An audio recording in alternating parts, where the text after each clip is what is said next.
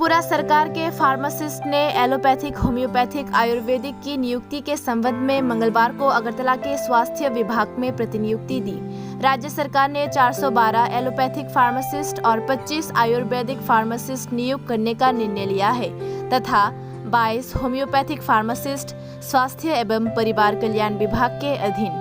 तब से 5 महीने से अधिक समय हो गया है, लेकिन आज तक स्वास्थ्य एवं परिवार कल्याण विभाग के तहत फार्मासिस्ट की नियुक्ति के लिए कोई नोटिस या विज्ञापन प्रकाशित नहीं किया गया है। इसलिए एलोपैथिक, होम्योपैथिक, आयुर्वेदिक की ओर से त्रिपुरा में बेरोजगार फार्मासिस्टों द्वारा प्रतिनियुक्ति दी गई। আমরা সমগ্র ফার্মাসিস্ট ফ্র্যাটার্নিটির তরফ থেকে ত্রিপুরার সমগ্র ফার্মাসিস্ট ফ্র্যাটার্নিটির তরফ থেকে নবনির্বাচিত যে মুখ্যমন্ত্রী প্রফেসর ডক্টর মানিক সাহাকে অসংখ্য শুভেচ্ছা ও অভিনন্দন জানাই। তো আমরা গত 4 তারিখেও একটা ডেপুটেশন দেওয়া হয়েছে। তো গত ডিসেম্বর মাসে মন্ত্রিসভায় যে 412 জন অ্যালোপ্যাথিক ফার্মাসিস্ট অ্যান্ড 25 জন আয়ুর্বেদিক ফার্মাসিস্ট এবং 22 জন হোমিওপ্যাথিক ফার্মাসিস্ট নিয়োগ করার সিদ্ধান্ত নেওয়া হয়েছে। তো এখন পর্যন্ত 5 মাস অতিক্রম হলো, কিন্তু কোনো ধরনের নিয়োগ বা কোনো ধরনের নোটিফিকেশন নেওয়ার কোনো হেলদোল নেই এর মধ্যে। তো আমরা এটাই আশাবাদী সরকারের কাছে যে অতি শীঘ্রই নিয়োগ প্রক্রিয়া সম্পন্ন করা হোক।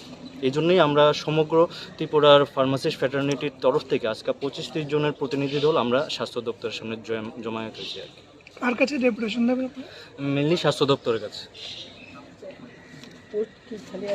হ্যাঁ, পোস্ট তো খালি আছে। অ্যাজ পার আরটিআই কতজন আছে? যেগুলি ঘোষণা করা হয়েছিল গত ডিসেম্বর মাসে 412 জন অ্যালোপ্যাথিক ফার্মাসিস্ট, 25 জন আয়ুর্বেদিক ফার্মাসিস্ট এবং 22 জন হোমিওপ্যাথিক ফার্মাসিস্ট, যেটা লাস্ট ডিসেম্বর মাসের 8 তারিখ ঘোষণা করা হয়েছিল ক্যাবিনেটের সিদ্ধান্ত। লাস্ট নিয়োগ প্রক্রিয়া হয়েছিল 2016 সালে। এরপর থেকে আর কোনো নিয়োগ প্রক্রিয়া হয়েছে। অ্যাজ পার আরটিআই 3500 থেকে 4000 মানে চাকরি প্রার্থী ফার্মাসিস্ট আছে। না, এখন পর্যন্ত তো কথা হয়নি।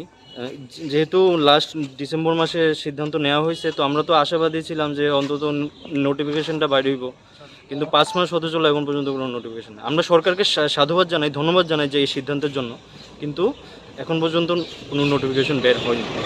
তো আমরা এটাই আশাবাদী সরকারের কাছে, রাজ্য সরকারের কাছে, যে অতি শীঘ্রই যাতে নিয়োগ প্রক্রিয়া সম্পন্ন হোক এবং অবশ্যই নবনির্বাচিত মুখ্যমন্ত্রী ডক্টর মানিক সাহাকে আমরা পুরো ফার্মাসিস্ট ফ্র্যাটার্নিটির তরফ থেকে অসংখ্য শুভেচ্ছা এবং অভিনন্দন জানাই।